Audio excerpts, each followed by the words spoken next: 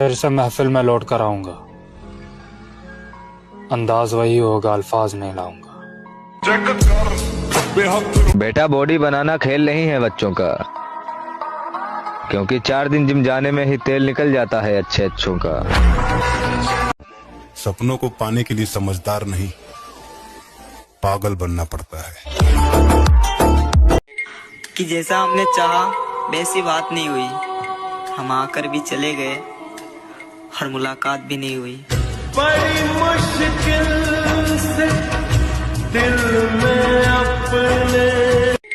और मैं कह रहा हूं कि क्यों ना बेफिक्र हो के अब सोया जाए, क्यों ना बेफिक्र हो के अब सोया जाए। हाय हाय, कितनी मजे की बात है कि क्यों ना बेफिक्र हो के अब सोया जाए। अरे बचा ही क्या है जिसे अब खोया है। और कामयाब होने के लिए हम खुद की किस्मत पे नहीं, खुद की मेहनत पे भरोसा रखते हैं। और जिस टाइम लोग सुकून की नींद लेते हैं ना, हम उस टाइम भी दिल खोल के मेहनत करते हैं।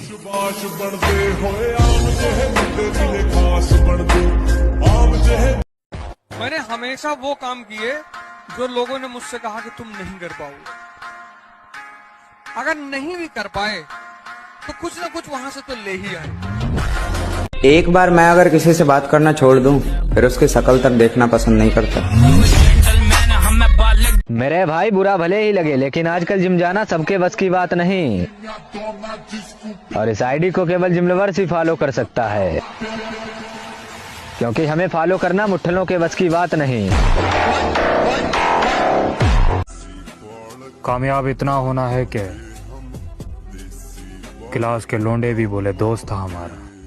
एक गेड़ी में सैड बिठाला तेरे जैसी सुंदरा ने, फिर जैक स्पैरो बनकर। तो भाई हमेशा मेहनत ऐसी करो कि तुम्हारा बाप भी तुम्हारे रिश्तेदारों के सामने प्राउड फील करे और बोले कि वो देखो मेरा बॉडी बिल्डर आ गया। बस कुछ दिन की बात है मेरे भाई, फिर हम भी तुम्हें नए अंदाज में नजर आएंगे।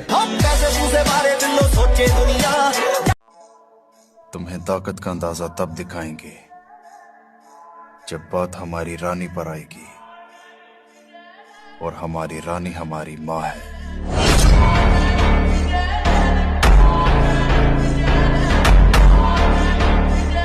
हारना नहीं, अंदर से हारना नहीं। बाहर से अगर हार हो जाती है तो कोई बात नहीं, खिलाड़ी ही हारता है, दौड़ने वाला ही गिरता है। गिरा हुआ पड़ा है वो क्या गिरेगा। अच्छे बालों को भाई अब तो मुझे भी यकीन हो गया, जितनी सच्ची मोहब्बत उतना दर्दनाक धोखा। किरदार देख के लोग दीवाने हो जाते हैं,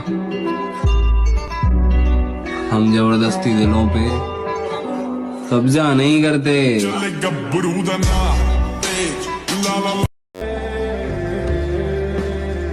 एक लड़की आती है, वादे करती है, सपने दिखाती है और फिर चली जाती है।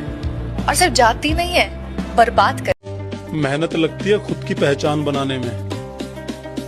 फिल्टर लगाने से केवल चेहरे साफ होते हैं, किरदार नहीं।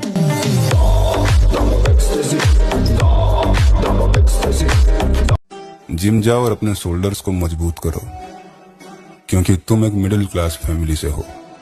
तुम्हारे कंधों पर जिम्मेदारियों का बोझ सबसे ज्यादा होगा।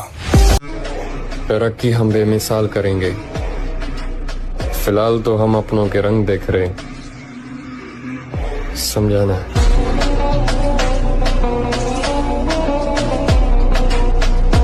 लड़ाई झगड़ा से बच के रहिए, लड़ाई झगड़ा से बच के रहिए, छोटे मोटे तू में से।